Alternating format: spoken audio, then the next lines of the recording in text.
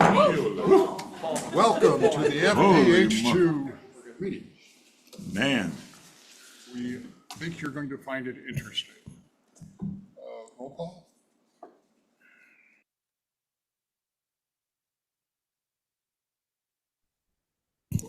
Susan, Oh, you she can't Board do it. Member Brower, Oh, there you go. Present. Board Member Hertzberg, Here. Board Member Madrano, Absent. Board Member Peacock, Didn't catch it. Board Member Vasquez, Here. Vice Chair Ruggles, Here. Chair Paris. Here. We have a quorum. Jason, you want to do the flag salute? Put your hand over your heart and repeat with me. I Pledge allegiance to the flag of the United States of America and to the republic for which it stands, one nation, under God, indivisible, with liberty and justice for all.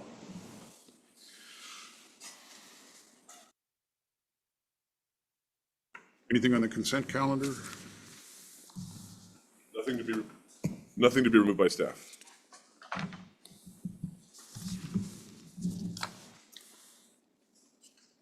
So we don't have a consent calendar.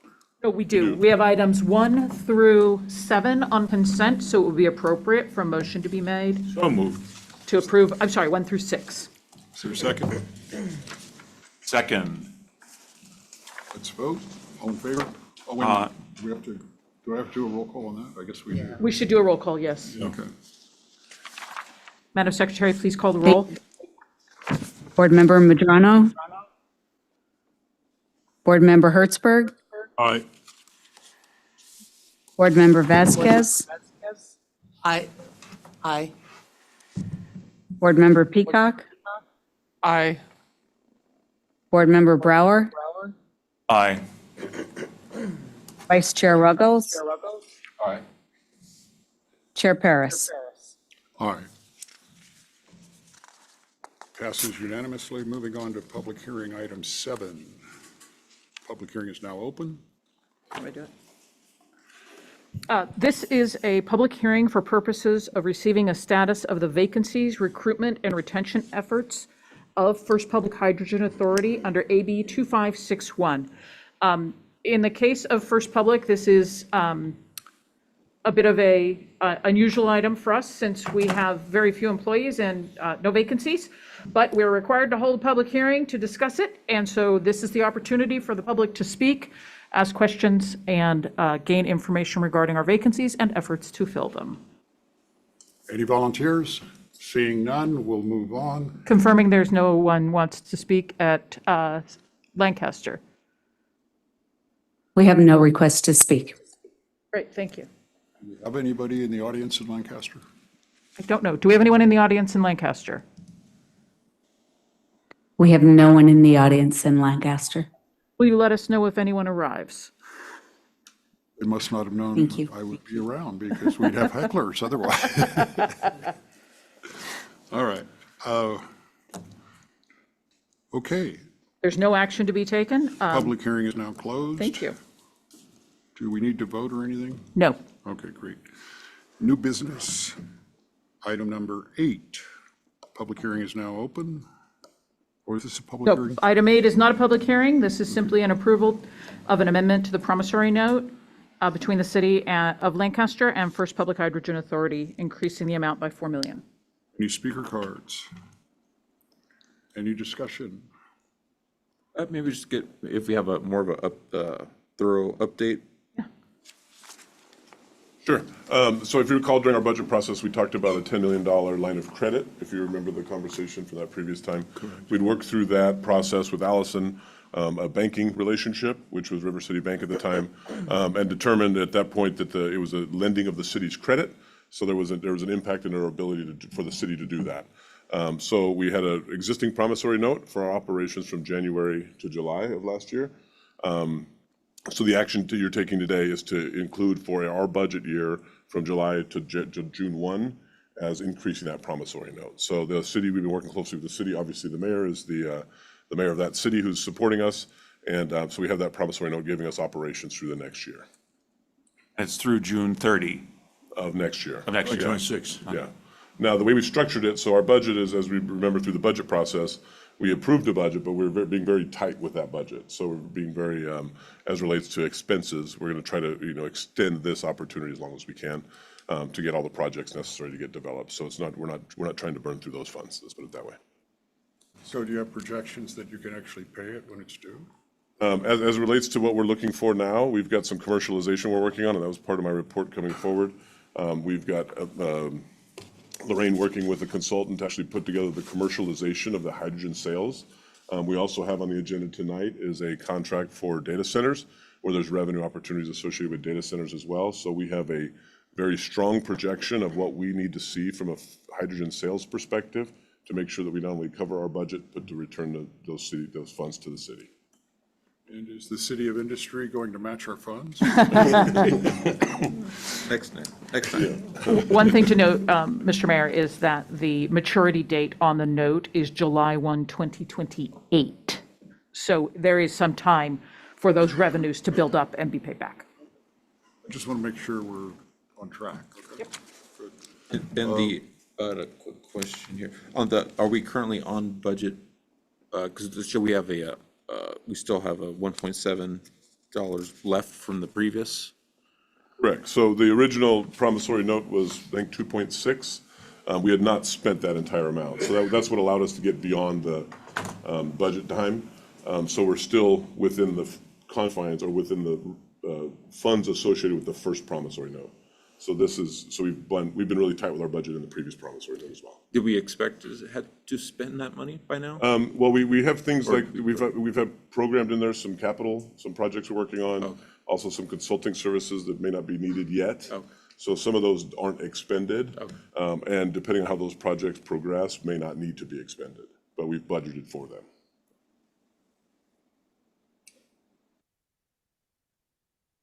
For a motion? I'll make the motion. Oh, wait a minute, I'm sorry. Any speaker cards? Oh, yeah. Any speakers? No, good. Sorry, I got to check the box. Any speakers in Lancaster? Made the motion, is there a second? I'll second it. Okay, let's vote. Confirming no speakers in Lancaster, and if none, would the secretary please call the roll? We have no requests to speak. Thank you. Board Member Hertzberg? Aye. Board Member Vasquez? Aye. Board Member Peacock? Aye. Board Member Brower? Aye. Vice Chair Ruggles? Aye. Chair Paris? Aye. Passes unanimously. Motion carried. Okay, moving on to NB9. Who's presenting that? I'll be presenting. I'm sorry. I'll be presenting. Mayor, board members, we've been working closely with multiple stationary power opportunities. So when we talk about what we're doing as First Public Hydrogen Authority, one was a conversation about mobility. Number one, as the opportunity to build if you recall, aggregating demand to allow for affordable, reliable fuel on the marketplace so that we can, one is actually power municipal mobility, but two, to also power stationary power facilities as well. That includes logistics centers, neighborhoods, data centers. So that has always been one of our goals and tenets to move forward in that strategy. We now have had success in identifying development partners in that arena. So we are asking you today for the authority to have me negotiate some of those as it relates to those stationary power demands. They're not only in our cities, but some of our member cities that'll be participating in this opportunity as well. What it entails is the combination of three things. One is the development of the power center, which is the energy component of a data center. Two is the building of the building, which is the actual construction of the facility itself, the box that it goes in. And the third component is that IT structure or the actual data component of the entity or the development. We obviously play a key role in the energy component of that. And that's a microgrid concept where you're going to be using solar, battery, hydrogen, gas, all multiple forms of energy, including grid power potentially, as a municipal utility. which, as you guys know, we are a municipal utility as it relates to our formation. So we have an opportunity to get involved in this field. And we're looking at it as not only as a revenue opportunity, but also as an economic development opportunity for our member cities, as well as the other agencies who will future become members of our agency. So this gives me some authority to start working on those contracts now. We hope that they'll be coming back to you at your September board meeting for ratification. It will look something like a joint venture, public-private partnership of some kind, where there'll be not only a responsibility to engage with them in the development process, but also revenue opportunities associated with that engagement. So those will be coming forward to you hopefully in the next meeting in September. They're very complex in the sense of, where, and some of them are still unknown and nebulous as it relates to timing and some other things. But this gives us some freedom, you giving me some freedom to negotiate these contracts to be brought back to you in the future. So with that, we'd approve. We want to take any questions, but also recommend your approval. Questions? I had a quick question. Curious about how the data centers work. Are those on grid power and then hydrogen as a backup, or primary hydrogen? Right. So yes and yes, right? So there could be, it's going to be a microgrid of a sort. So the challenge right now in California with data centers is the access to the grid. So it's the time in which it takes to connect and the price in which it takes to connect is a challenge, and the price at which it costs the energy you get from the grid. So we're looking at strategies that don't include the grid, although we know the grid's a very important component. So that would be a combination of solar, battery, gas line, right? So natural gas, as well as potential hydrogen. So those operate in concert to create an energy system that's resilient and reliable. Ideally, yes, the grid is always, I don't want to say they're the most reliable, because I think the gas systems are becoming as reliable as the grid itself. But as it relates to additional resilience, we are working with a strategy of saying, how do we interconnect these to the grid? For our member agencies, like industry, who has their own grid, there are some real unique opportunities to merge your grid with gas and hydrogen to actually make it more economical. We actually visited today, Jack and Tanya and I, a grid-connected hydrogen manufacturing facility. So there's things like this that if you have your own grid, and some of our members do, which your city does, there's a really unique opportunity to fit into this system. Beyond the price of the power or the money you get selling the power, what are the advantages of having after it's built? Right, so there's a couple of advantages. One is speed for your systems, right? So there's one is the latency of the service you're provided. So think of the Antelope Valley or industry. The closer you are to the demand, the faster your system is, right? And maybe Lance, who's in the audience we've been working with, might be able to address this a little better. From a technical facility, that's the benefit. From a property tax facility and from an energy facility, so you're selling energy, which is a revenue stream to your city. Two, there's a property tax component of that, which is then the most dense revenue generation opportunity on a property tax basis than anything else, with the least amount of services required. So when you think about the economics of city government, is you have a very maybe small building comparatively from a density perspective, but a very high value system. There's also jobs that go along with that. And in traditional data centers, there's typically low job numbers. As it relates to AI centers, depending on the area center, the job numbers are higher. So you end up having a technology jobs associated with it as well. I would be interested in hearing more about the advantages of it being located right in your city in regards to peripheral businesses that would find that attractive. I don't know, can you hear me? You might go to this podium.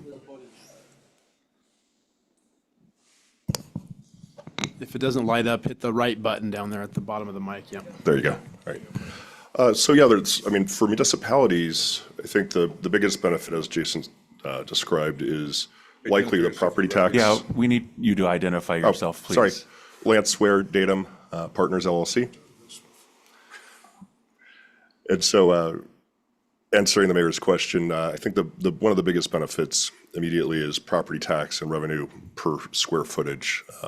See meaningful increases, particularly in areas with unutilized or underutilized space, unused manufacturing spaces and whatnot.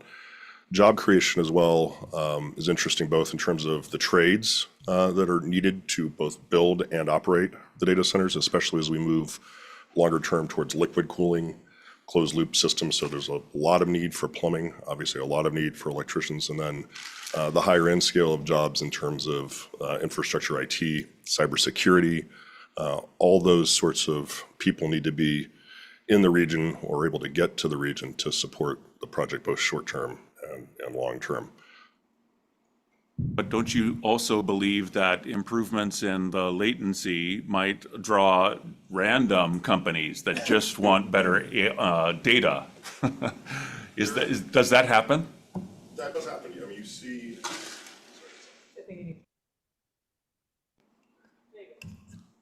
So that is also true. And especially in and around the Los Angeles region with media and entertainment, gaming companies and whatnot, they're all in need of getting close to the compute, lower latency.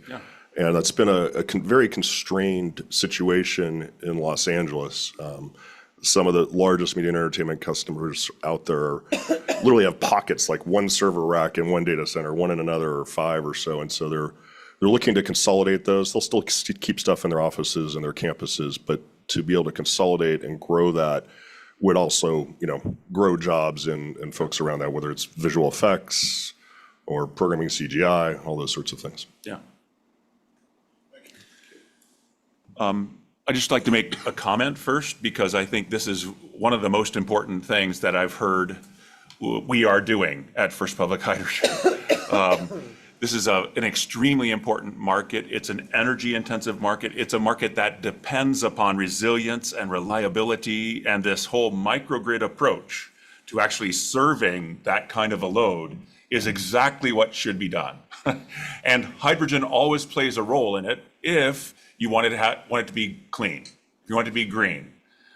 So I'm very excited to hear this. Very much want to hear more details about it, because I'm wondering, how much natural gas, how much hydrogen made from renewables, how much from the grid, all these kinds of questions I wonder about. And yet I do think it is this combination of resources that is going to be the major set of resources that powers data centers all around the world. So this could be like a world leading kind of enterprise here. Okay, this is the way we got to do it in the future. We should keep. What? We should keep that in mind, that this may be the model for the world. And it occurs to me, if you told me a year ago I would be supporting natural gas and fossil fuels in any form, I would have found that to be ludicrous. And then the simple fact is, whoever wins the AI race will lead the world. It's just, I think everybody in leadership positions are coming to that conclusion. We have to win that first. But as we design these projects, we want to be mindful of the fact we want to be able to migrate to clean molecules, right? It has to be in the design of the structure itself that facilitates that migration. Yeah. In the world of priorities, we have to triple our power, the energy we provide, if we're going to maintain a dominant position. But I think from a climate extinction point of view, it's essential that we have the migration ability as we're able to do that. And perhaps AI will show us how to do that. I think also, if I may say one final thing, because I totally agree with the mayor on this point, and that is that in the end, all the energy must be sustainable. We can't count on fossil forever. It's not going to be here, besides its climate and pollution impacts. Okay, so we must get rid of that in the end. But how do we go from where we are today and achieve the resilience, reliability, and everything that's required for the AI? I think that this whole mix is important. I do want to make sure that we stay in our lane, though. So we're not going to be trading natural gas. No. Okay, we're not doing anything like that. We're counting on the gas company to provide that. Well, yeah, no, the gas company, we might be buying it from the gas company, but we won't be trading it, right? Yeah. Okay, nothing, so we're still doing First Public Hydrogen. Okay, thank you. Mr. Chairman, can I add something? Yeah, my sense of this, and we're kind of in a little bit of a conundrum because, I happen to be fortunate or unfortunate enough to serve during the energy crisis and got some insights into some of the challenges that we face. In addition, try to closely follow what's happening in our state government about how we're treating this whole new issue of energy and what does it look like and the problems that we're facing. We have a governor who wants for us to be on the cutting edge of AI and be this innovation place, yet no disrespect to the utilities, but the reality is it takes freaking forever to get a hookup, right? There's so much demand for electric vehicles, for charging stations, now we want to electrify our homes. And then at the same time, we have this competing demand. There's legislation in Sacramento that want to impose further green energy restrictions on hydrogen and other aspects of energy. And so on the one side, you want to move quickly and you want to grow quickly and you want to do all this. On the other hand, we've got these extraordinary challenges in terms of our politics and our public policy. So, I think what we do here, especially on the clean side of things, is we provide that bridge in a very big way. Because I look at all this data center stuff, as I've said in other meetings, I'm working with folks in half a dozen other states because California is a waste of time, basically, when it's dealing with this stuff. It's just the barriers are so great, it's so difficult. And it takes 15 years. You got transmission line problems, you've got, grid, all kinds of other good, we just saw the White House come out with this report talking about all these national security issues with respect to the transformers and switches that are made all around the world and the like. And this gives us a completely different opportunity. And I know there's a lot of naysayers, but I look at it as this is a really important, us to kind of dance the architecture here and walk the middle to figure out how to solve the problem, keep California on the cutting edge, still deal with the climate change issues that we face, but it is a big deal. And the last thing I'll say that I just want to build off what the mayor said is that what we learn from us students of history is that there is a synergy around certain kind of activity. Silicon Valley didn't exist before Bill Hewlett and Bill Packard, right? They started it and created a synergy. Silicon Beach and all these other areas that have happened, or whether it's been different industries. And so the notion, if we can capture that energy, so to speak, in terms of the business energy, there's a huge collateral benefit that keeps us at the cutting edge. I'm dealing with AI stuff now, and we're so worried about regulation that's going to send all the innovators to Austin, Texas, versus keep them here in California. So I wanted to kind of flesh that out a little bit more, and B, I just think that we're in just a really, really important place in this larger dynamic, and we've got to get it right. How do we deal with the state? Call Lorraine. I have a I know how to question do that. about the actual partnership itself. Who will be the venture with? Can you talk about who they are? Yeah, so we have Datum in the audience today and a group called Tessiac that we're working with. So there's no secret they're here. We're also working with some others that we have yet to disclose. And each of them are different companies, different business strategies, different models. And there may be more, right, as we start talking about more and working with other cities that we're doing this in. And each of those is going to have their own different business structure as well. We would envision a deep relationship as First Public in the financing and development of the energy component of that, not likely on the building component or the data component, right? So we fit in this energy market. I would also see us partnering with the city that we're engaged with on the permitting and development and that speed up of that entity as well. But also as that host city, potentially being a member of us, joining in that financing and funding operation of that energy facility. So that's the way I would see it happening. And that could be through a joint venture, it could be a private-public partnership, or just a contractual arrangement, however that looks like. So we have multiple opportunities depending on the company.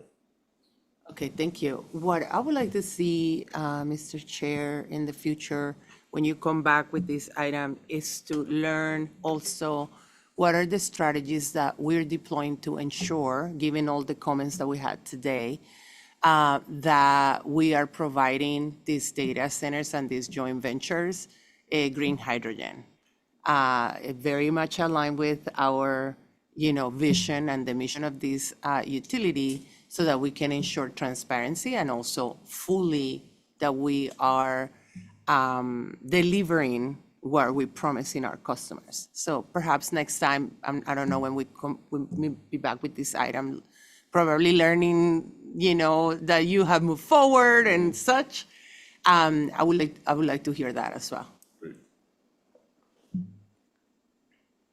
I want to second that. And I think it's especially important in regions where you have the resource directly adjacent. So if I think of the city of Lancaster, for example, I mean, you have that land that has wonderful solar potential. And if you could build the data center with that in mind, so that the direct connection and everything could be made immediately, right? And then the storage of some of that would go into hydrogen, some would go into batteries, some would go into everything else, okay? And you would figure out how the data center can make it all work. But then we would be facilitating the direct production and use of it right there. Okay, because that's the best thing. You don't have to truck it anywhere. You don't have to do anything. It's the most energy efficient way to do green hydrogen. Make it, use it. Yeah. Do we know what the percentages these data centers run off of each type of energy? Like what percentage is the hydrogen aspect? Right, it depends, right? So as Jack mentioned, if you're proximate to a really good sun resource, you're going to take a lot more solar, right? And if you look at the value stream, so solar battery is going to be the cheapest energy, potentially even cheaper than grid power. And hydrogen is going to be your most expensive power, right? So you're going to design your system to use as little hydrogen as possible to maximize the pricing. I would assume hydrogen more at nighttime. Yeah, hydrogen is a stored resource, potentially has a better storage capacity than a battery would. So there are unique situations and peaking abilities, so you design the system around that. Some urban sites, as we talk about an underutilized warehouse and maybe industry, you're not going to have that solar site, right? So it might be heavily demanded on the gas system, if the gas system is prevalent there, or maybe imported hydrogen to balance that out from a resiliency perspective. So I don't want to say it depends, but there are different scenarios in which the amount of hydrogen used could vary. What about clean peaker plants to replace those diesel peakers that exist? There's a lot of those around that we use. We use them a few weeks a year, but they're That's what we're critical doing for our in LA. delivery system. Yeah, so The we peaker could- plants. LA, that's what's happening in LA. Yeah. With, It is? peaker plants, yeah. Yeah. With Scattergood and Heinz Scattergood, that's and, right. and Haynes Yeah. are all becoming the hydrogen hubs. They will be part of the hydrogen hub, and they are going to use a lot of hydrogen, even though they are only operated a few hours a year. Yeah. Okay? Or when So- it's needed. Or when it's needed, exactly. Yeah. So this is already starting to happen, and it's happening all around the world, by the way. And DWP is also investing in a plant that's doing this right now in Utah. It's one of their converted coal plants. So Right, they right. eliminated the coal. Yeah. Now they're using natural gas. It's going to be mixed with, yeah, thank you very much, Board Member Vasquez. Yeah, thank you. But anyways, this is happening all around the world. Peaker plants are being converted to hydrogen use so that we can avoid the criteria pollutant and greenhouse gas emissions. They were working with the hospitals, I did not know this till recently, are required to decarbonize their emergency generation and be resilient for a certain number of months, or a month or something like that. I don't know what the number is, but hydrogen serves a perfect role for that. So not only are we talking about data center stationary power, we've got stationary power for logistics, that can not only handle their logistics need or their building needs, but also their transport needs. And even hospitals now, as it relates to their emergency generation, hydrogen plays a very critical role too. So all these, from a stationary power perspective, all these are very relevant to what we are doing as a business case to make it easy for them. But it all stems around being able to get a reliable, affordable molecule, right? Without that, none of this happens. So we've got, it's one thing, first things first, affordable, reliable molecule, then we start layering on top of these other opportunities that come with it. So there's multiple opportunities in the hydrogen space for the stationary power side. So where are we on an affordable molecule? Right, okay, well, that'll be my CEO's report, so, yeah, yeah. So one of us has to move to If it's adopt the, this. if we- that's the board's pleasure, yes.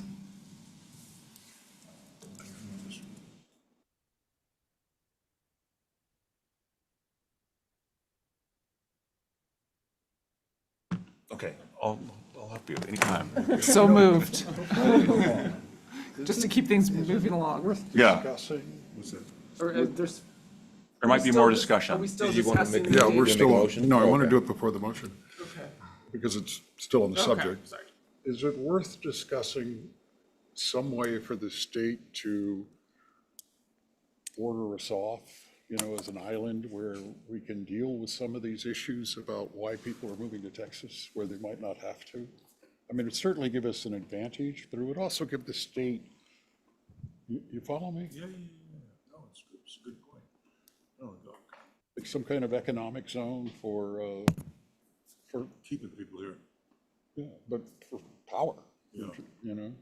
alternative energy, that sort of thing. Could that be one of those gerrymandered districts between industry and Lancaster? With a little strip connecting you guys? Don't talk about the gerrymandering, oh my goodness. I think the Work on mayor, that. I think the mayor's onto something here, actually. Yeah, I think so because too. I think that there's got to be a way to connect with the PUC, with the, Public Utility Commission and even the CEC. And, and maybe have a better, stronger collaboration with them. Maybe they're very aware of what we're doing. Maybe they have no idea. You better than me know how fragmented things can be in Sacramento. And as they know what our plans and how tremendous difference we can make, I think then that in the broader planning of energy, production, consumption, and in the forecasting, they can maybe see that we're coming in kind of like superheroes to save the day somehow. And that could be, become part of the bigger, broader conversation about keeping jobs in California and also bringing jobs to areas that maybe is not very highly populated and maybe it needs more job creation and more like, building bigger communities. So This makes sense. It just 100%. makes absolute sense to do that. And, Yeah, and we're talking about high-tech fields that are attractive for people to, graduate from college and go to work, for these companies and such. And now that we're in that topic, it begs the question, are we having conversations with these agencies that, with the, I mean, I named the PUCs, the one on the top of my head, and the CEC, but are we as First Public, are we already kind of having these conversations with them, letting them know, even the governor's office, I feel like we should have some sort of meet and greet of sorts and connect with them and let them know what we're doing. We have some assistance from a public relations perspective at the state level, which we can engage now. And then we're working on the federal level as well. So we can have that conversation with those folks as well. could make this happen. Yeah, I mean, the challenge you have, just to be candid here, is we're on the cutting edge. There's still a lot of naysayers about hydrogen. It's just the truth. And, and we're convinced, I'm convinced, we're convinced, academically, we're all convinced politically on what we're doing. But it's a harder thing. And so when I look at it strategically and saying, let's get some wins under our belt. Let's show that we've got, we know what we're doing and that this works, right? I think you're going to see prices come down for a series of reasons where all of a sudden, I mean, I was telling you before, when I started solar in 1984, everybody thought we were crazy because the cost of solar costs more money than it costs for gold, it was like ridiculous. But it changes and we're in the trajectory downward. And I think that we need a little bit more, maturity to show how we're working and showing and give people confidence. You're going to have a new administration come in, whoever that's going to be, no one knows in terms of the office. And then you work locally, with some of these folks, like you in the city of Los Angeles, doing a scattergood, some other really good examples, and put that story together so we can show that we're part of, as you correctly note, the architecture, the complexion of what the energy delivery system is that's clean, right? And then we're a piece of it. No one's saying, oh, replace everything, but this is part of what's necessary for a holistic green approach. So, and then to me, the next step is, okay, now with big co's going to some of the bigger companies that might want to locate in some of these places where they're close to some of the data centers, then you put together the economic piece. You know, and maybe what we do, I used to be chairman twice of the LA County Economic Development Corporation. We're both in LA County. You know, maybe we can get them. I'll go talk to them and see if they'll do a study on this to begin to start some of the framework. I give myself a note on that. You know, to start doing some of the homework on that and begin to kind of put together the pieces that answer the questions that you appropriately raised, Mr. Mayor. So I think there's a number of kind of pieces on the chessboard that you have to move. But the cornerstone is credibility, education, and then execution on a larger level. That's kind of just thinking out loud how I would approach this important subject. Make sense? Is it okay? Can I approach the LADC and just see and make it ask, or if you want to do it, Absolutely, I I don't would care. love to. I mean, I know, Yeah. you know. You can wanna approach do it? anybody you want. Thank you. So the utilities, it sounds to me like now there's a reason to talk to them or to form some type of relationship with them. Astonishes me who can become allies.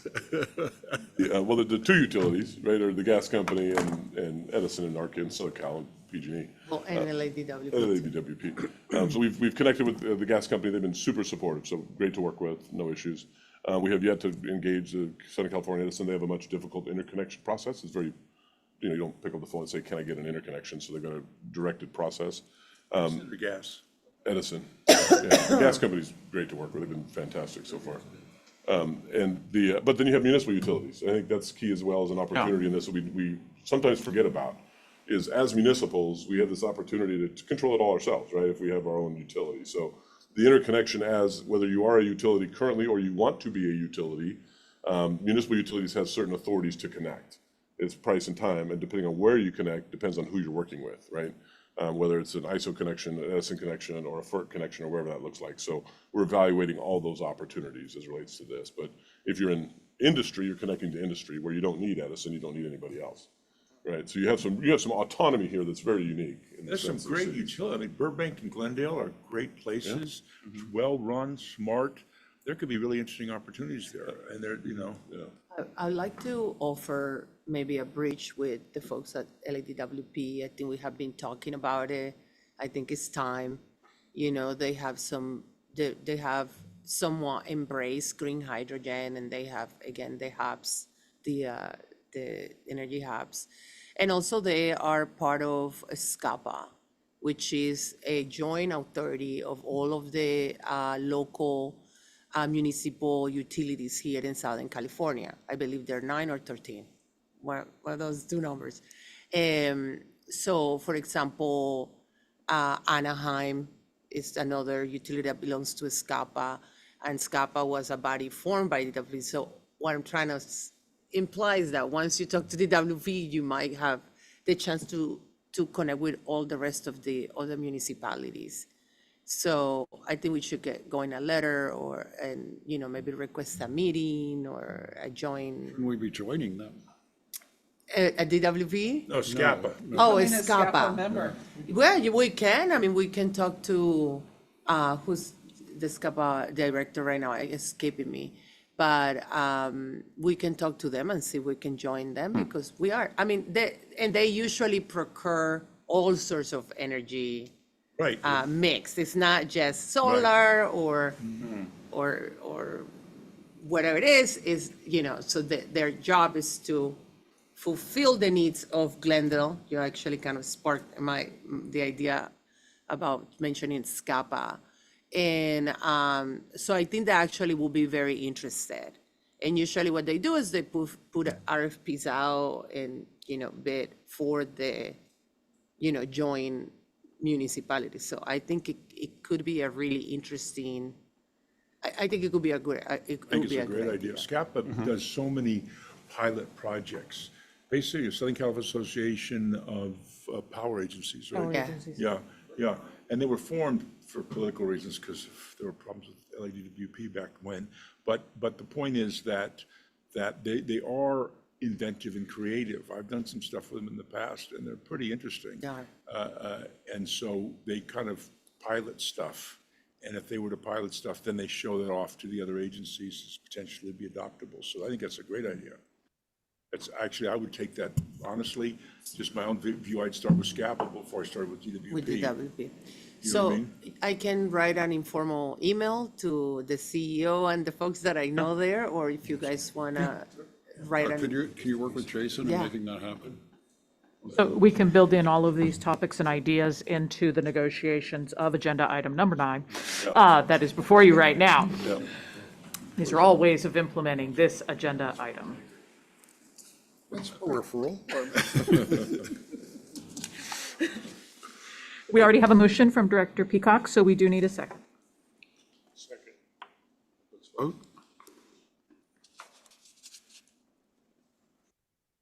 Can we get the secretary to call the roll, please? Thank you. Board Member Hertzberg, Aye. Board Member Vasquez, aye. Board Member Peacock, Aye. Board Member Brower, Aye. Vice Chair Ruggles, Aye. Chair Paris. Aye. Would we, on NB10 now? We are on item 10 of the agenda, yes. I always pat myself on the back when I can stay on. All right. Jason, you're on. Great, thank you, Mayor. You asked the question of where we at with the affordable, transparent, reliable, available molecule. So as you recall, we went through the RFP process. We were done interviewing, or in the process of interviewing. We still have a few more to go, but we have succeeded in the effort of identifying available, new, green, affordable supply, which is really good news, right? So there's no question that it exists in the marketplace. We visited one today to see that it's under construction. So we have had success in that arena. So we're gonna be working right now, not only finalizing those negotiations, getting those suppliers under contract to get not only pricing, availability, and timing, and that's where the matchmaking comes in. And right, that's the process we're in right now, is how do you bundle those two together, right? Somebody who has a supply that may be 3 years out, may be available now, to somebody who has a demand today or a demand 3 years from now. So we're in that process right now. Lorraine's been leading that effort on the commercialization effort from a standpoint of where we look at pricing, availability.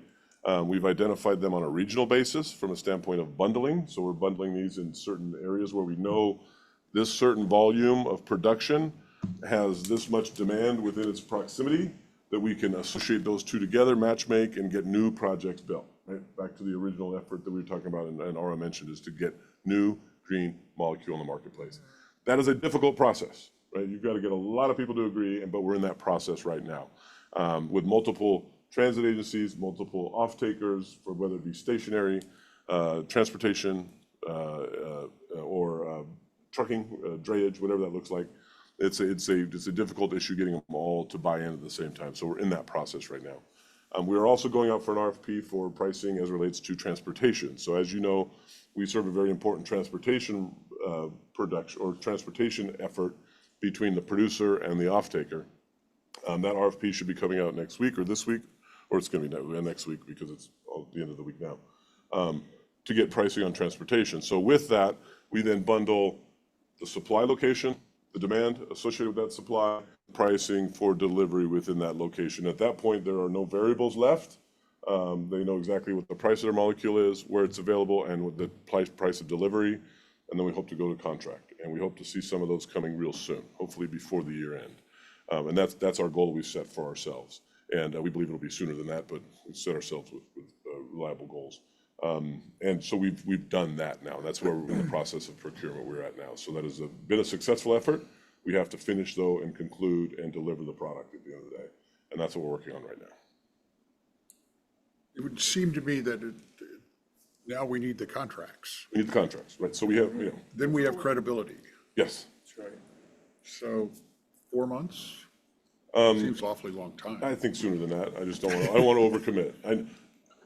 For your effort, for your background, Rex regularly reminds us of our main goal is to get contracts signed.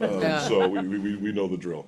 But yeah, we anticipate it's going to be sooner than that. But understand we're working with multiple agencies, have multiple boards of directors, multiple CEOs, multiple relationships that sometimes they have or don't have. So it's a very interesting marketing process. But at the end of the day, for us to accomplish this, right, to get those new projects built, so we're gonna have to aggregate. Everybody's gonna have to hold hands at some point in time and say, yes, we're willing to go in to buy that project together, or buy the fuel from that project together. And until that happens, it's gonna be very, very difficult to get this market lifted off. Well, we're past that. We're doing it now. No, we're doing that now. We are ready to do that. We've got contracts ready, we've got terms and conditions, we've got supply, we know who the offtake is. It literally is making those contracts happen. So once we do that, are we going to publicize it? You know, the contracts, the transportation, the end user, just to, I mean, one of the things that First Public started off with as part of the mission really was transparency. So there's that value, but then also letting the market know that this is happening, that these deals are happening. We've actually had that conversation as it relates to pre-marketing right now, to know what's happening. We've been ground and pound talking to individuals, right? Maybe there's a broader way to market that we're here ready kind of a message. As relates to pricing, we need to be careful as it relates to, yes, we're transparent. Yes, I think it's going to be a public document. We also have market, and we've talked about antitrust. On your agenda is an antitrust training reminder that we must, even as a public entity, we have antitrust issues we need to address and deal with. So yes, we're gonna be as transparent as possible. In some cases, for market conditions and market availability, we have to be, price sensitive as well with competitors out there. But yes, we're gonna be as transparent as possible. That makes sense, within the legal realm. So will we, as board members, know about who these entities are and everything before you sign, right? We got to know. Yes, you will know. Okay. Yeah, you will know pricing, you will know projects, you will know locations, you will know offtake, you will know it all. Okay, We're and not- then it's there not might protected be, from you. and now, does FPH2 have to sign NDAs with all these companies too? We have been signing NDAs. You've been signing NDAs. And then in those NDAs, there are certain things that you can disclose to the board and other things that you can disclose to the public, or what? So the NDAs all have provisions for informing the board about Okay. things that the board needs to be informed of. It also has carve-outs with regard to our legal obligations under the Brown Act and the Public Records Act. Okay, yeah. So those protections, so the obligation is to protect their information to the extent permitted by law, and to inform our counterparty if we get a request for data that might be protected, might not be protected, to give them the opportunity at their cost to seek to protect that data themselves. So that they remain in control of that. That was very helpful, thank you. You're welcome. And it will be of knowledge of the offtaker as well. They'll have full knowledge of pricing, location, the project, everything else as well. Can you say anything generically or generally? Generally, the ones we Right now. selected are all diesel competitive, and we Okay, anticipate to be diesel competitive. and then with your estimate of transport costs? With the estimate of transport costs, obviously depending on location. Yeah. We're gonna narrow that down here in the next couple weeks. And then did you include fueling station costs and all of that? No, Okay, so you're just talking about if you already have the station and you want supply? many of the people we're working with have their own plans for. Some, yeah, I Some would do not. guess. Yeah. It really is, and for your background too, it really is, every agency is a little different in what they need, right? Okay, Go ahead. I'm just asking generic questions, right? I can ask these questions, I think. Okay, all right. Yeah, of course you can. No, nothing specific. Yeah, so Board Member Brower, there are some of the suppliers we're talking to that also have equipment that's available. And so as we're Okay. working through the potential customers and some of the solutions, if there is an opportunity for them to also provide equipment and it's cost effective and reliable and matches with the solution that is for that customer, then that's on the table. That's one of the nice things. When we went into the market with the RFP, we got some price discovery, but we also got some information about some of the equipment. And to the extent that we can help facilitate a member city adopting more equipment, more permanent equipment that's better for what they're purchasing in their fleets or other types of uses, then we'll do that. And then we're also starting to look at a deeper dive into some of the stationary fuel cell equipment. Yeah. With your help, of course, thank you for that. Yeah. Louder. Oh, sorry. You know, I want to go back to the data centers because I'm just really excited about it because, you know, we started out having to convince people that they should pay more for power because down the road it'll benefit our grandchildren. It was a tough sell, right? Still a tough sell. Now the data centers come into being, AI comes into being, and you know, we don't have a solution other than our solution. You know, I mean, we have to be part of that solution. I'm wondering if we shouldn't hire a group, a couple of people, that's all they do is data centers. You know, that they deal through all of the stuff involved with it and making it happen. Because if we power these things now, we're there. You know, we will become a model. Yeah, so And I don't want it to be a sideline when it's such an incredible opportunity.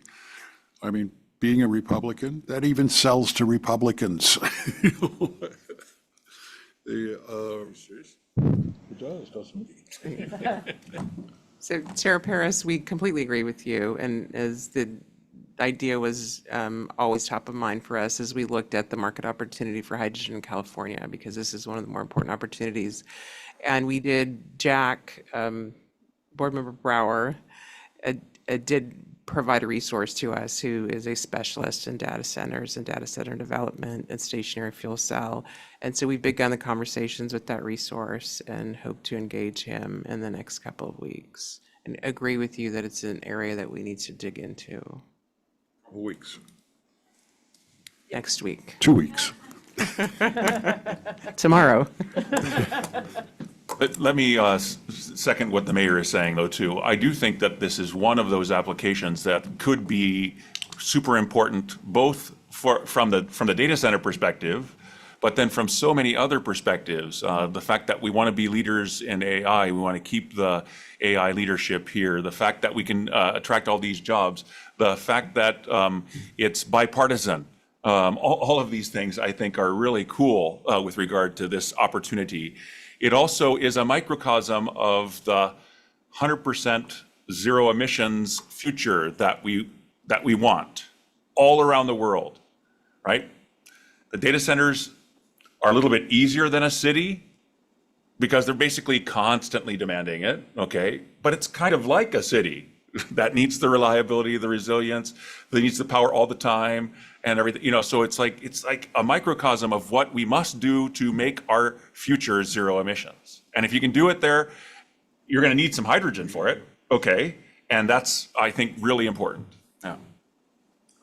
So you have an ad out or however you hire people these days? Well, it's always good to try to identify trusted resources who have deep experience in that. So we've started with some of our board members and then some of our colleagues in the energy industry. And so we're trying to bring in resources for that. How likely is DWP to be interested in working with us? I think it will be very highly likely.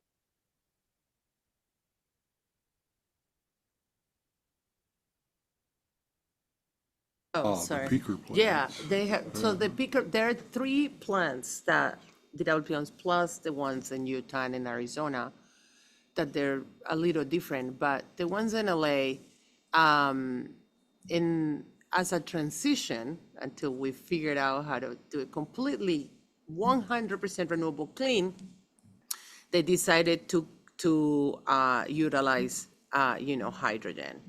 And that, I believe Mayor Bass went to, the Energy Department, the Federal Energy Department got some money for it. Also because of the need of greening up the port.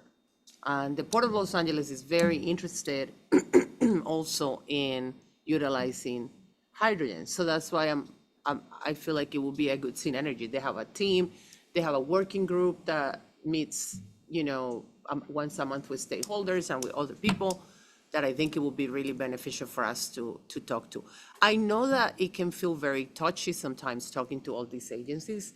I'm sure some of you can relate more than others.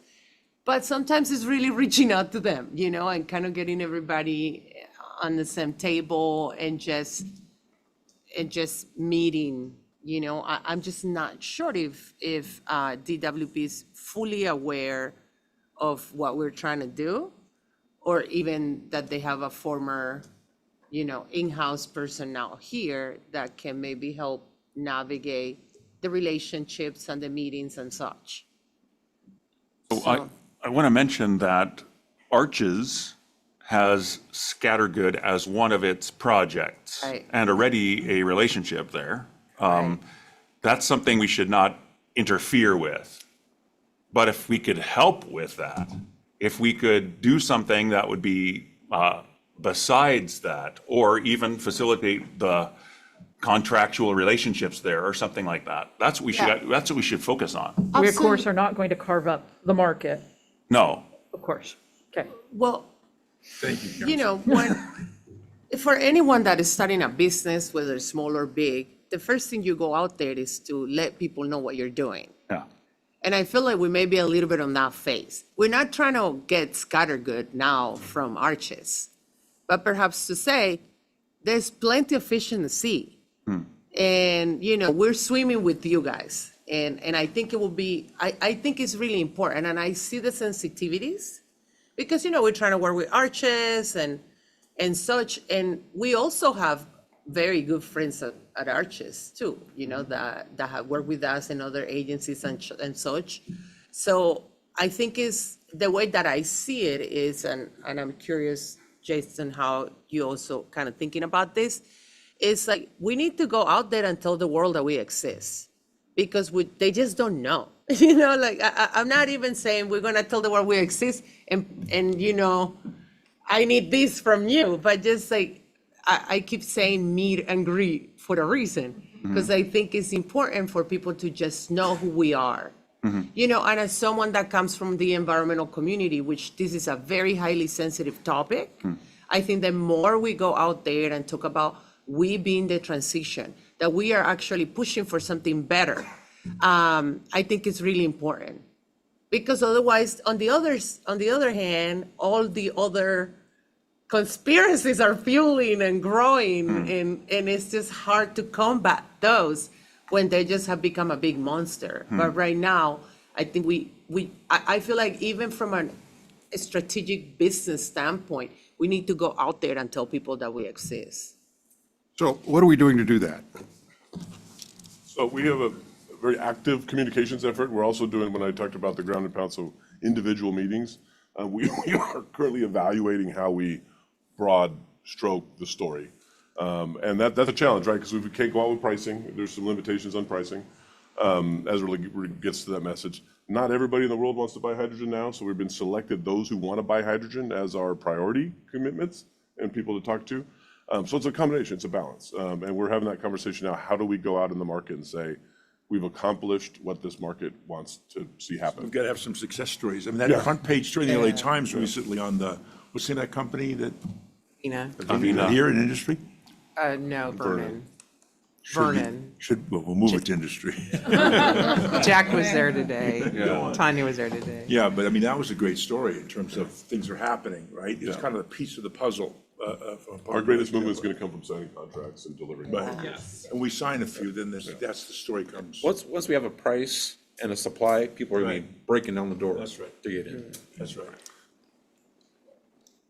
There are plenty of press releases for projects that are, you know, contemplated, about to get built. Like we need the ones for, like, you know, projects that are built, contracts signed, real stuff. Other than that, it's if we go out too soon and then it just add to that noise. If there's such a thing as a competent public relations firm, if there's such a thing, I think it's time we bring them in. I think that we need to have a megaphone. Because I think you're right. I will even suggest a governmental relation, like public affairs, that knows how to deal specifically in the utility space, you know, because we're kind of moving in that world, and they can help us, again, have maybe these conversations. But I think, look at the amount of, like, you know, we have incredible relationships here, you know, that I think we should be leveraging.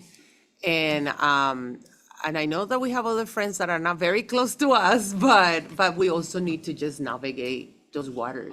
I think that's easily fixed. We just have to sit down with them, you know? I mean, let's pick the three of us that can go do that. Yeah, it can only be three. Can only be three. Yeah. Yeah, it can only be three. And get that started. And also, I'm available anytime you want me to do a meet and greet. I'll figure out a way to get there, okay? I can tell you because I talk to the DWP, folks often actually. And I was telling them about First Public, and they're like, "What is that? Is that like another country?" And I was like, "No, I'm not starting another country." But the folks that I was talking to are like high-level executives at DWP, and they didn't know. And I was like, "It's the hydrogen thing," and I'm just trying to explain in other words, and they're like, "No. So let's fix that. Important. I agree, and I don't know, maybe we can put it in the next, as an item in the agenda for next meeting. I don't know if this is appropriate right now, to instruct staff. We can't take an action today, but, Work together, we'll make it happen. Okay. but Jason has certain authority and certainly has an indicia of the board's pleasure.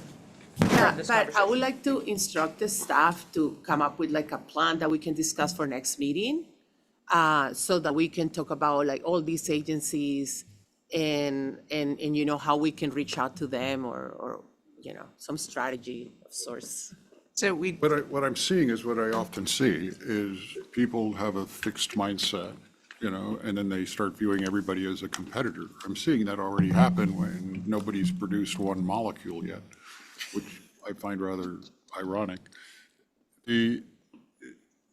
I think we want to make certain that that is not us, that we recognize that this is an abundance mindset.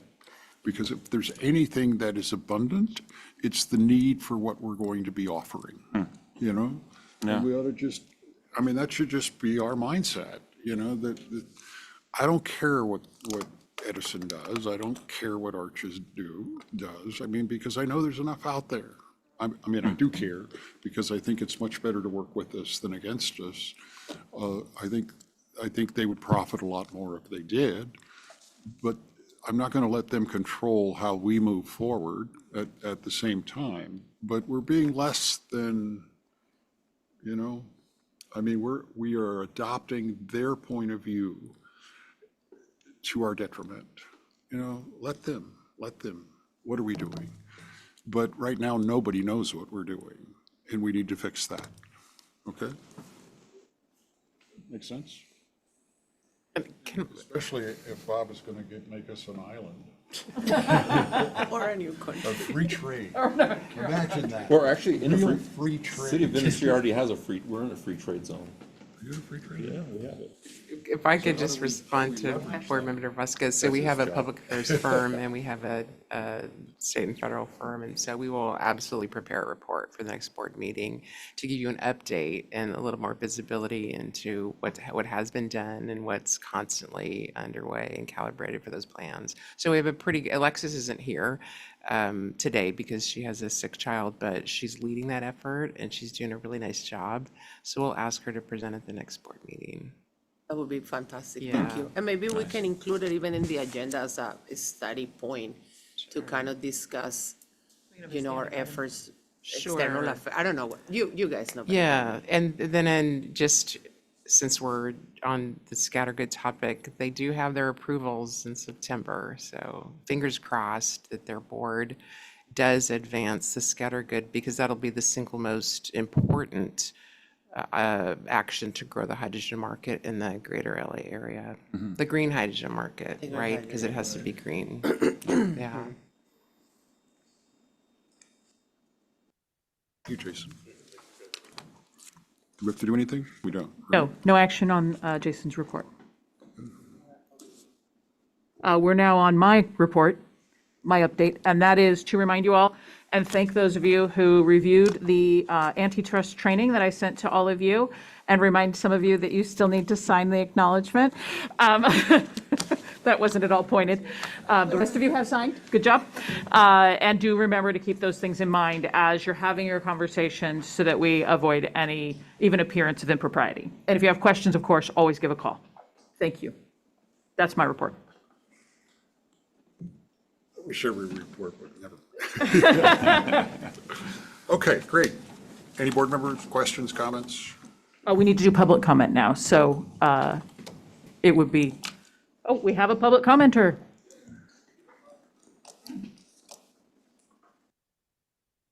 Is this thing on? Yeah.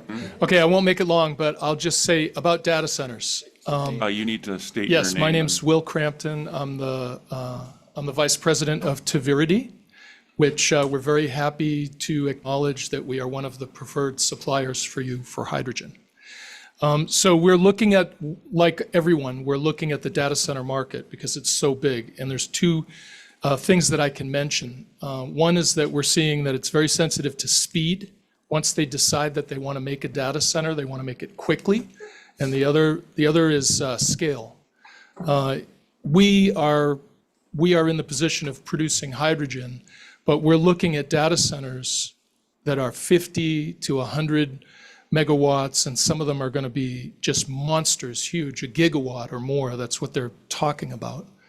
That level of production of hydrogen for powering them is very difficult, I think, for almost anybody. So our idea that one of our ideas that we've come up with is that we can help them right at the beginning of their cycle, which is that they want to build their facility and they want to, most data centers, by the way, don't open the whole thing at once. They open a data hall 1, data hall 2, data hall 3. And so in the case, in our particular case, and of course I have to promote what we do, we're able to go in there with modular units that can be used for the first 1 or 2 years to start up their operations in their first or second data hall until they're able to get the interconnection to the mains power. So this is, and then if they want to keep us on as backup power, they can keep us on as backup power, or we can take our equipment and move on to the next one that's opening up. So I just want to say to everyone, encouraging the market. The data center market is very big, but it's very complicated, and I'm pretty confident, we feel confident that there's a place for us there, even if we're not making as much hydrogen as in the next 1 or 2 years to replace the entire natural gas industry. It's not going to happen, but we have to find a place and get a foothold and grow with the market. That's what I want to say. I think we're beyond either or now. You know what I mean? They need wherever the power can come from, that's what people want, right?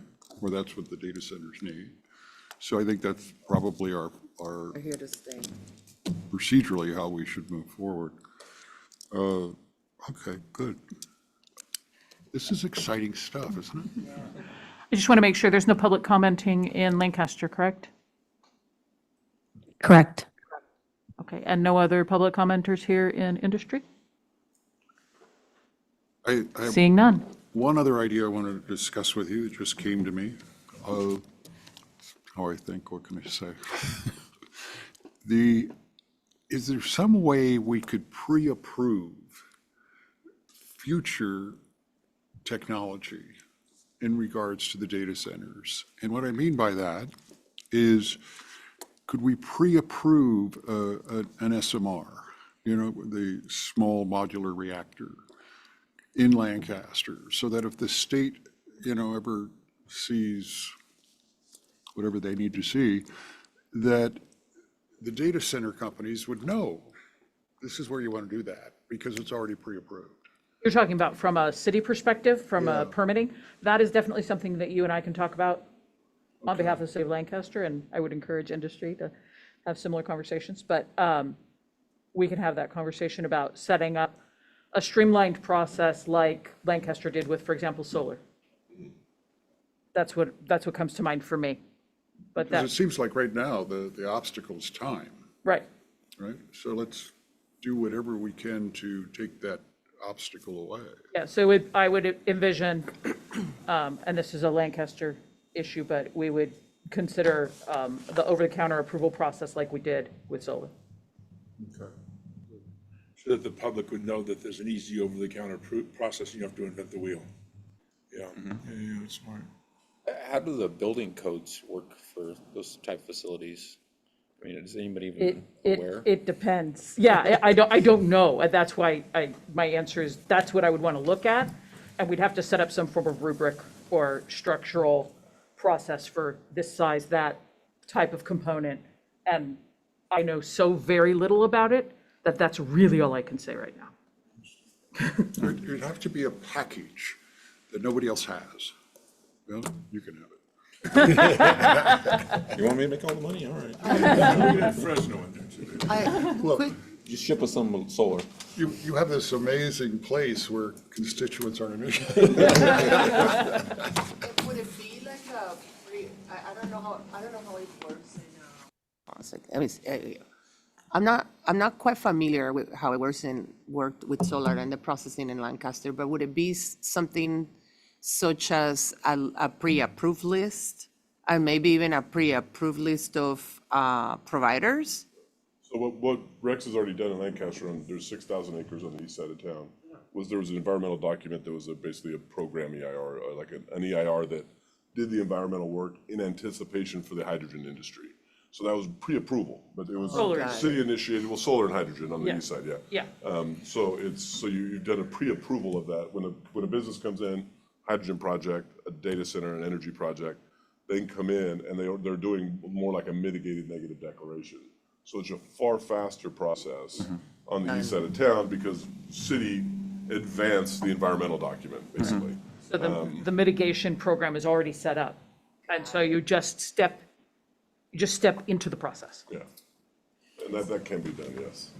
There's you may or may not be aware of it, but there is an expedited permitting process at the state level for hydrogen, right? And so I think that there's, at the end of the legislative session, there's an effort by some of the hydrogen trade associations to make it a little cleaner to qualify. But the Energy Commission has staff and has a process that allows for expedited permitting. If at the local level, maybe isn't something in place, similar to what Lancaster has. Yeah, I think Tanya knows a little bit about that too. I didn't realize that's what we had to do. I thought it was just me saying I want it to take 45 minutes. From your perspective, that is what it took.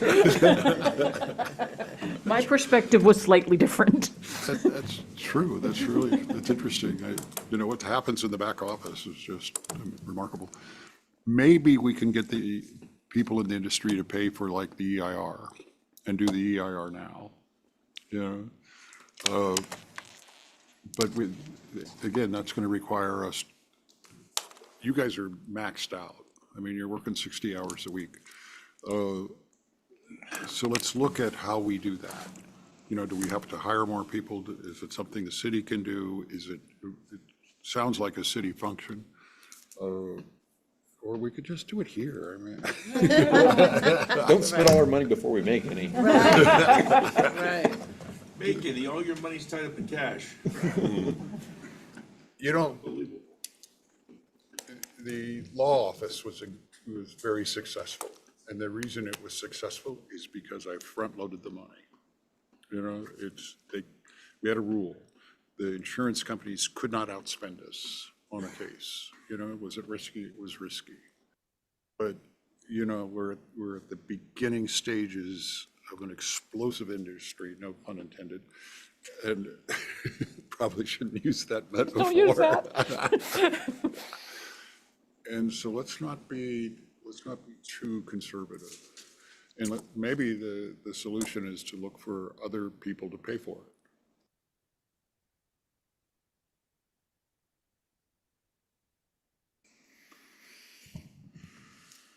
Okay, anything more from the board? Everybody happy? Good. The next regular meeting is scheduled for Thursday, September 18, 2025 at 2 p.m. This meeting is adjourned.